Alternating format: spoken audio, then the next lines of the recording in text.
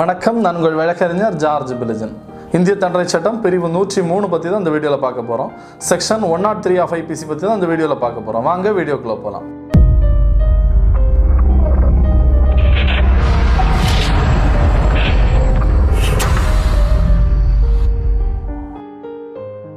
Section 103 of IPCல சொத்துக்களை பொறுத்து தற்காப்புரிமையை நம்ம எப்படி பயன்படுத்தலாம் அப்படிங்கிறத பற்றி தான் இதில் சொல்கிறாங்க. இந்த செக்ஷனில் 4 பாயிண்ட்ஸ் சொல்கிறாங்க.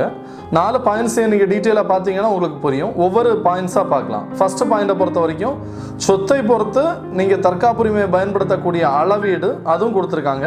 4 பாயிண்ட்லேயுமே அந்த அளவீடு கொடுத்துருக்காங்க. எந்தெந்த விஷயங்களில் எந்தெந்த அளவுக்கு நீங்கள் தற்காப்புரிமையை பயன்படுத்திக்கலாம் அப்படிங்கிறது. ஃபர்ஸ்ட் பாயிண்டை பொறுத்த வரைக்கும் ஒரு கொள்ளை, அதாவது நம்ம வீட்டில் இருக்கக்கூடிய சமயங்களில் ஒரு கொள்ளை அடிப்பதற்காக ஒரு நபர் வந்து வராரு, இல்லை ஒரு நபரோ கூட்டு கொள்ளையர்களோ வராங்க அப்படின்னா அந்த நபர்களை நம்ம பொருட்களை நம்ம தற்காத்து கொள்வதற்காக ஒரு ரீசனபிள் ஃபோர்ஸை நம்ம பயன்படுத்தலாம். அதாவது கொலை செய்வதற்கு அளவுக்கு நம்ம முதல்ல போகக்கூடாது. ரீசனபிள் ஃபோர்ஸை நம்ம பயன்படுத்தி அவரை விரட்ட முடிஞ்சுன்னா நம்ம விரட்டிடலாம். அது வந்து தற்காப்புரிமையில் வரும். ஆனால் அவர் இல்லை, நம்மளை ரொம்ப கொடுங்காயம் ஏற்படுத்த அளவுக்கு ஒரு தாக்கத்தை ஏற்படுத்தி தாக்கி அவர் திருடுறதுக்கு முயற்சி பண்ணுறாருன்னா நம்மை தற்காத்து கொள்வதற்கு மரணம் விளைவிக்கக்கூடிய அளவுக்கு குற்றம் நிகழ்ந்தாலும் அது வந்து குற்றமாகாது. அதுதான் இதில் சொல்கிறாங்க. அதுவும் இன்வெஸ்டிகேஷனில் ப்ராப்பராக ப்ரூவ் ஆகணும். ப்ரூவ் ஆனால் தான் ரைட் டு ப்ரைவேட் டிஃபென்ஸை நம்ம வந்து கிளைம் பண்ணிக்க முடியும். இதுதான் ஃபர்ஸ்ட் பாயிண்டில் சொல்கிறாங்க.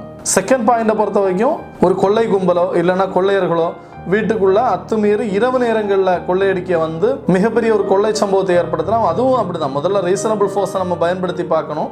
அப்படி இல்லாத பட்சத்தில் அதில் நம்மளை தற்காத்து கொள்ள முடியாது, நம்ம பொருட்களை பாதுகாத்துக்கிட முடியாது அப்படின்னா அந்த நேரத்தில் மரணம் விளைவிக்கக்கூடிய அளவுக்கு நிகழ்ந்தாலும் அது குற்றமாகாது. அதுதான் இந்த செக்ஷனில் செகண்ட் பாயிண்டில் சொல்கிறாங்க. இன்வெஸ்டிகேஷனில் இது ப்ரூவ் ஆனால் ரைட் டு ப்ரைவேட் டிஃபென்ஸை நம்ம கிளைம் பண்ணிக்கலாம். ரைட் டு ப்ரைவேட் டிஃபென்ஸில் தான் வரும் அப்படிங்கிறது தான் இந்த செக்ஷனில் செகண்ட் பாயிண்டில் சொல்கிறாங்க. தேர்ட் பாயிண்டை பொறுத்த வரைக்கும் இப்போ ஒரு வீடு இருக்குது, அந்த வீட்டில் கொடூரமாக தீ வைக்க அளவுக்கு ஒரு நபர் வந்து அந்த வீட்டை டேமேஜ் பண்ணி தீ வைத்து கொளுத்துகிற அளவுக்கு அவர் வந்து ஒரு குற்றச்செயல் போகிறாரு.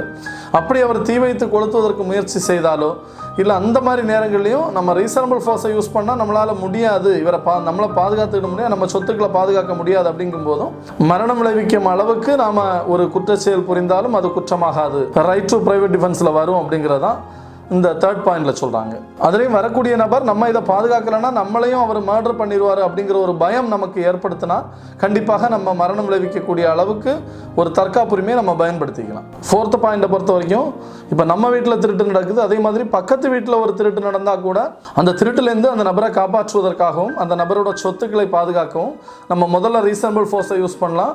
அதில் பாதுகாக்க முடியலை அப்படின்னா அவர் நம்மளை மரணம் விளைவிக்கக்கூடிய அளவுக்கு இல்லைனா கொடுங்காயம் ஏற்படுத்த அளவுக்கு அவர் நம்ம ஒரு குற்றம் புரிந்து தான் அந்த திருட்டை ஏற்படுத்த முயற்சி செய்தார்னா நம்ம மரணம் விளைவிக்கக்கூடிய அளவுக்கு தற்காப்புரிமையை நம்ம பயன்படுத்தலாம் அப்படிங்கிறத செக்ஷன் 103 ஃபோர்த் பாயிண்டில் சொல்கிறாங்க. ரைட் டு ப்ரைவேட் டிஃபென்ஸை பொறுத்த வரைக்கும் செக்ஷன் 96லேருந்து கண்டினியூஸாக பார்த்தா தான் உங்களுக்கு புரியும். பழைய வீடியோக்கள் பார்க்காதவங்க பழைய வீடியோக்களை பார்த்துட்டு இந்த வீடியோ பாருங்கள். டிஸ்கிரிப்ஷனில் நோட்ஸ் கொடுத்துருக்கேன், தொடர்ந்து பாருங்கள்.